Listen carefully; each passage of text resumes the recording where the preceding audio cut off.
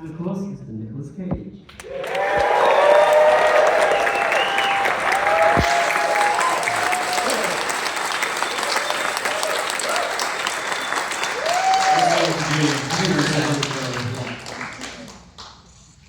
While we're waiting, I just want to remind everyone that there's going to be a QR code, and not this QR code, there's going to be ones you can vote for the film for the Audience Award, so make sure you scan that and vote for the film. I guess we can get started with the question of like, how did this project come about? Like, what was the origin story, and how did you all get involved? Well, me and Tom met in 2012 at the Tribeca Film Festival. We both had shorts there, and we kind of stayed in touch. Yeah, it turned out he lived around the corner from me in Dublin. We didn't know each other, but then we kind of started hanging out, and we planned on doing something together. It just took ages. And then Tom sent me an outline for this story called The Surfer. And yeah, me and Tom, you can explain the rest. Yeah, I was in Australia a few years ago working on another film, and I surfed a bit, and Australia was where I first encountered serious localism, you know? And I was surfing on a beach near Sydney, and I saw two guys getting into a very extreme fight, you know? But what was interesting in watching them in the car park, up there they seemed like they might have been dentists or lawyers or something. But down on the beach, on the shore, it was a state of nature.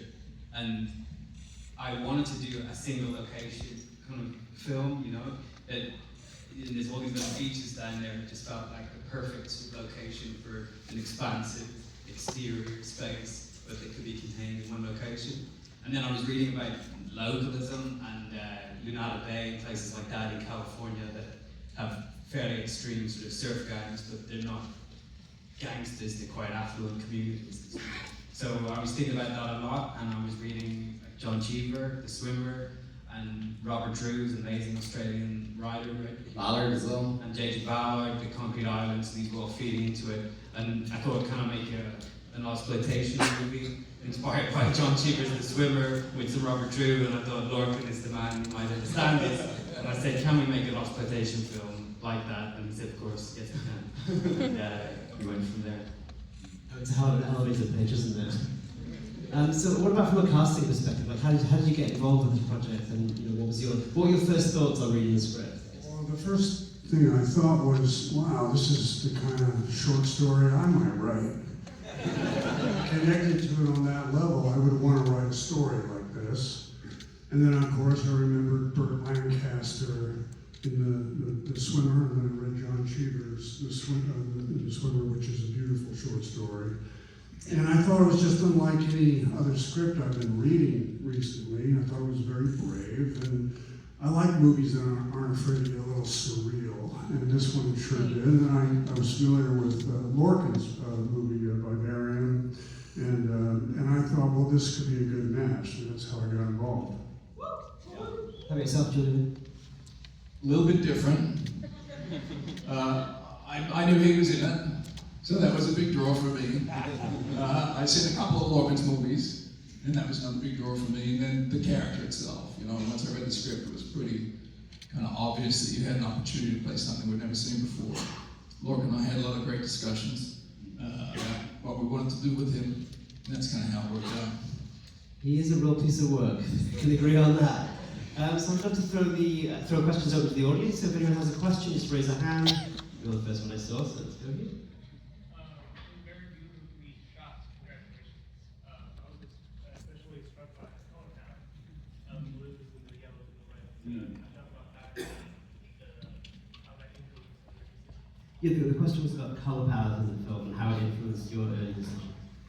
Yeah, I mean, the story, like the script and the story had this intense heat that was building during the Christmas period in Australia, which is like the reverse of here, you know. So it was always needed to be kind of hot and sweaty, and wanted to find a location that would also kind of match the staging of the stories. And searched all over then Western Australia and found this amazing beach in Yallingup, and it kind of had its own palette to begin with. You know, turquoise water and blue skies and the bush, and it has sort of an aggressive nature around it. So then building on top of that using reds and greens and oranges, burnt oranges and yellows. And also using hard light and sweat as well instead of a lot of diffusion. And yeah, flies like your sweat. The glycerin is like one of the favorites. I just want to go on record with something. Can I go on record with something? As whacked out as it sounds, Eat the Rat is my ode to Billy Wilder. I had just watched his movie Sabrina, and there's a marvelous scene where Humphrey Bogart says to his son, he takes an olive out of a martini glass, and he goes, "Eat it." And I could not stop laughing. He puts it in his mouth. I thought, okay, so he gave me this rat, and there's a very uncomfortable scene where I'm thinking about consuming that, and then I just, for some reason, I don't know why exactly, I just stuffed it in my pocket, and you know what, maybe I can use this later. And then sure enough, when I got out with Alex, wonderful as Pitbull, I got down to the beach and I knew then that I would homage Billy Wilder. It wasn't an olive, it was a rat, and I just said, eat it. So eat the rat is my punk rock homage.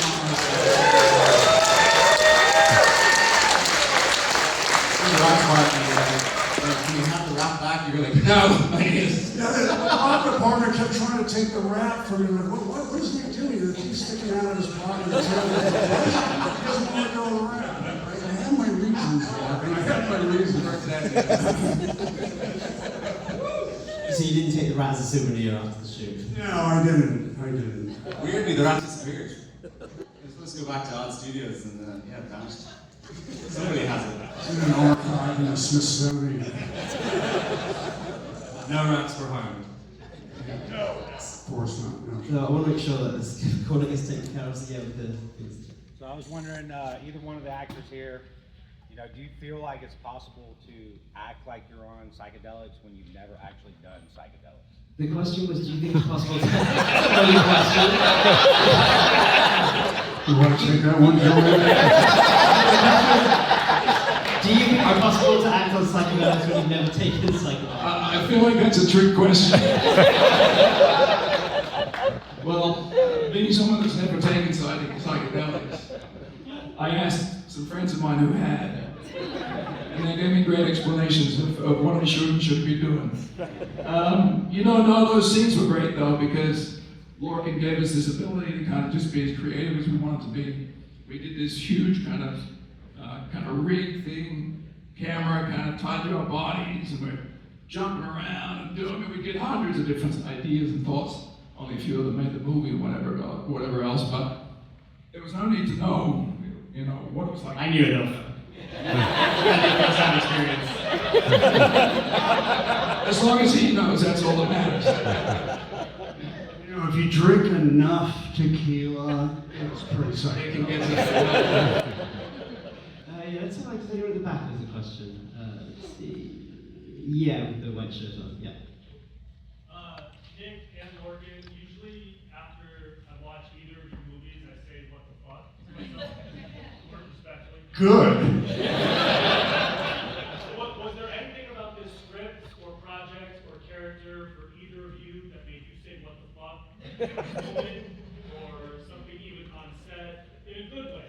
I think I honestly, after I had to go to that very demeaning place where I'm slurping up water on the asphalt, I actually did stand up and look at our man and say, what the fuck? I had to remind you that it was your idea. 6 months before, he's like, if you cigarette butts in the puddle. I didn't add the garbage, I didn't add the cigarettes, I didn't, well, let's talk about it. It's collaboration. Yeah. Let's see some more. Let's go down here. Yeah, with the yes. So for actors and director alike, it seems like a very new horror kind of thing. What was like the comedic relief while filming for actors and director alike? The question was, what was the comedic relief while filming for that? I mean, it's in the movie, right? I mean, it are some pretty marvelously funny moments, I think, and we were laughing all the time. Yeah, even when I was reading the script, I was laughing at just all the stuff, this bad shit happening to this guy, and it just keeps on piling up. It's kind of funny and cruel, but also funny. You should see the stuff that he didn't put in the movie. I mean, I actually had one scene, I was listening to a lot of House of Pain, and when all the young hooligans were tormenting me, I started going, jump around, jump around. Yeah, I'm Irish, yeah, because I'm not, and I didn't make the cut. Resurface. Couldn't afford the song, but anyway. It was pretty amazing. Okay, let's see. Go here with the matchup again. As a filmmaker and as an actor, all of you, I feel like there's a lot of messages and there's a lot of ways people can perceive the movie or their take on the movie. It's kind of open-ended. So what is your hope that the audience takes away from the story? The question is, what do you hope the audience takes away from the story? I don't mind. You can take what you want. I mean, there's all sorts of things that I was interested in while making the film, and approaching it from a certain place, thinking about where Nick's character is through the story in a kind of weird limbo space, and there's all the themes around like masculinity, crisis, and rebirth, and there's kind of religious themes as well because it's taking place at Christmas, and he's sort of being reborn and finding, what it is that he needs versus what it is that he wants. That it's not the materialistic thing of owning the house and fixing things. He seems to be serving for his son, with his son. So there's all those elements. But I think it is one of those movies that different people can interpret it different ways. And I really like that sort of when there's a little bit of ambiguity. We did talk a lot about, how to torture a character like this in the theatre of cruelty, but leading to a sort of a catharsis, because it's sort of a Jungian journey, into hell, and he has to sort of, look at his shadow self and deal with his demons. So Nick, we talked a lot about the hopefulness at the end. I think you can put a character through anything if at the end it feels like they've really looked at themselves and learned something, and I feel that there's hope at the end for him and his son, and dealing with the pain, seeing his shadow self, dealing with his father, all that stuff, and just moving on. For me, I don't want to impinge on how you received the movie. I want it to be your own personal, secret connection. But the thoughts that were going through my mind, what was important to me as I was working on it, I never wanted to explain why he didn't leave. I didn't want to explain why he needed that surfboard. I want to keep it enigmatic. I think the character, for me, is more heroic by virtue of the fact that he simply wants his board back. No explanation necessary. And that he is not going to leave. I was looking at the mantra. Sometimes I think about, if you scratch the surface long enough of any man, any woman, you will eventually reach the inner caveman. And I wanted to put that on camera. I also wanted to put, you see it all the time. People think it's far-fetched, but you see these gangs and these young kids, they lose their families. They just want to belong. They want to belong to something, anything. They feel like they're wanted and included. And sometimes horrible things happen as a result of that need, that desperate need to be a part of a club or a family. So all those things were going through my mind. I thought this was a brave script because it wasn't afraid to look at it, and it wasn't afraid to, it wouldn't pull punches. And some of it is painful and it's hard to watch, but I think that ultimately there is a heart here in the middle of this movie that resonates with the boy, and that they are together, finally.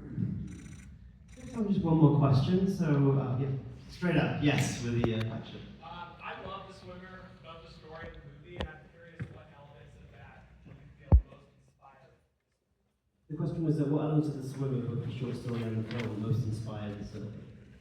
Well, some of it visually inspired it. The use of crazy long lenses and going right into faces, using colors as well, kind of tan, and like the actors are all tan every day, like insanely tanned.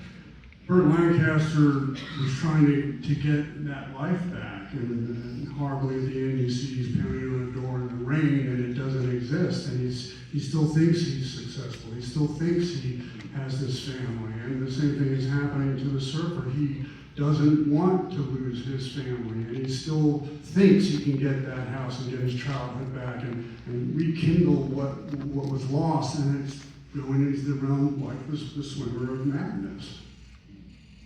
Right up there in the top right. I did that right from Lancaster, right up there.